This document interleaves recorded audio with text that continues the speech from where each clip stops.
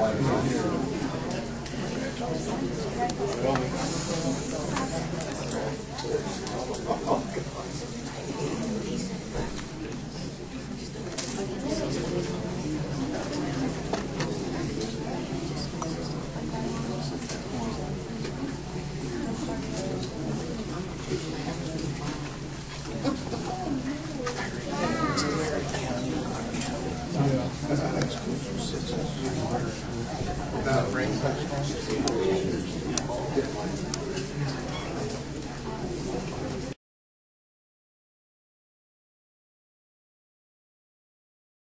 for June 18th at 6 p.m.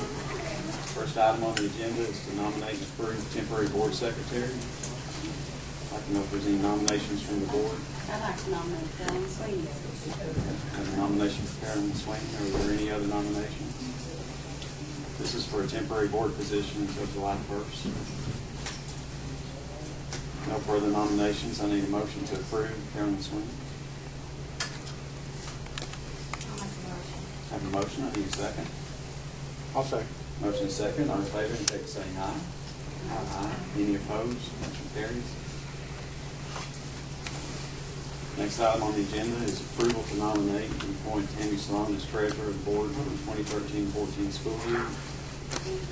I'd like to make that nomination as Tammy Sloan.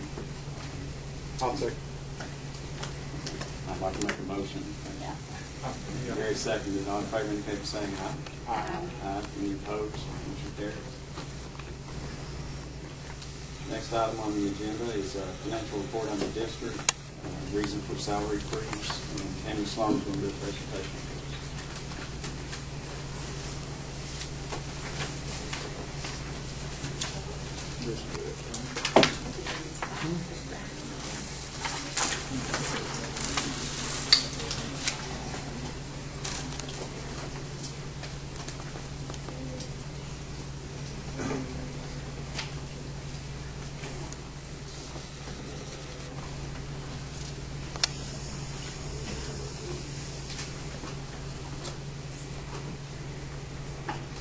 Financial news, fiscal year 2014.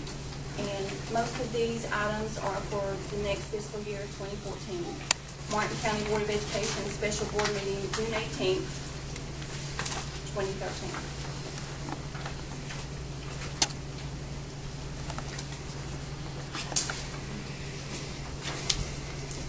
Decreased enrollment.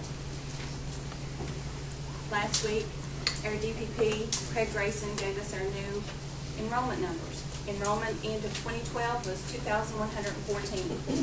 Enrollment at the end of 2013, May this year, was 2,048. Martin County School System now has 66 fewer students enrolled than they did last year. Our new ADA numbers, again, will reduce our 2013-14 SEEK revenue. 2012-13 final SEEK, our ADA 1904.29. 2013-2014 SEEK forecast ADA, and when I say our SEEK forecast, our ADA in May of this year affects our SEEK money, our revenue next year. Difference, average daily attendance in May of this year, this whole year, we have 90 less students per day attending school in our Martin County school systems, and we did last year at the same time. I have a question now. Are we taking into consideration on special needs students in that figure because they get double the money and some of them get triple? Yes, I understand that. And this also, the SEEK funding numbers that they give also takes into account the second month growth factor. And I don't think that's going to increase. Even with the amount of special ed population that we have. Yes. Yes. Now this is ballpark.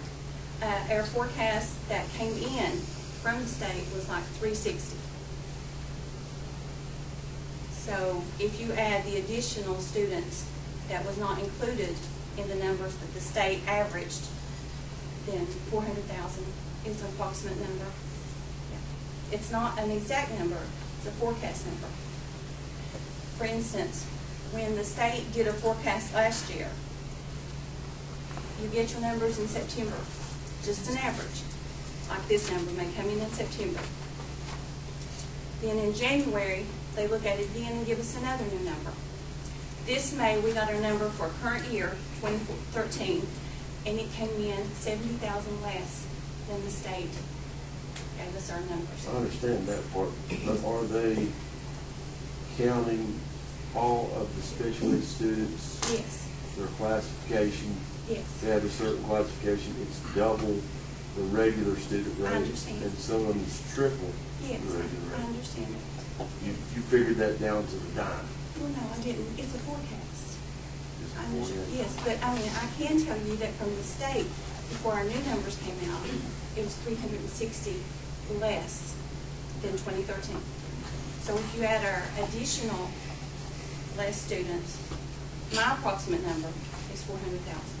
So if you go from 360, the state's number, and my number with less students, it's in the ballpark.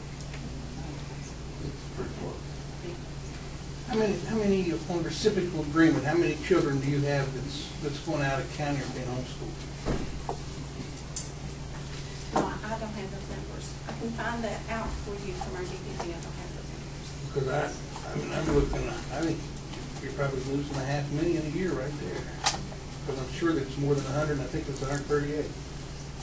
We have lost quite a few students, but I'm not sure as to the reason.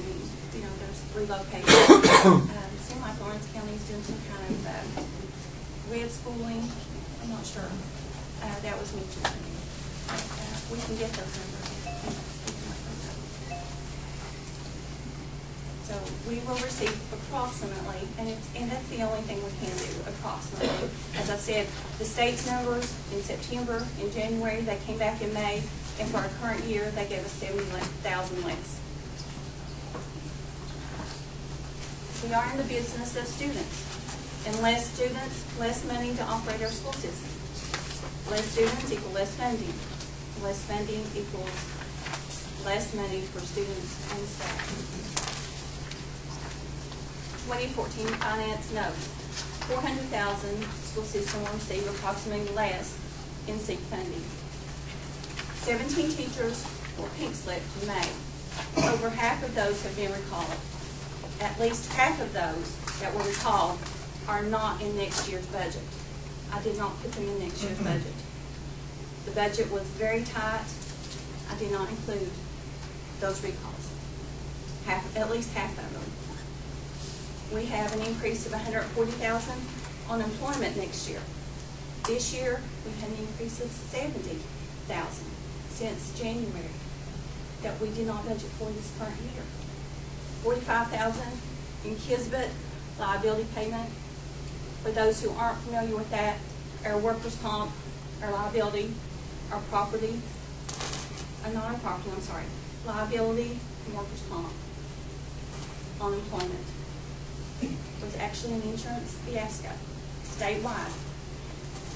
The assessment that they did for the Martin County school system means that we're in the hole with the insurance company, $600,000 total liability.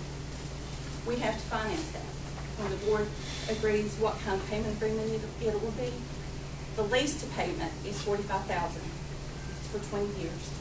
Is there any way we can fight that legally? Mike, is there any recourse?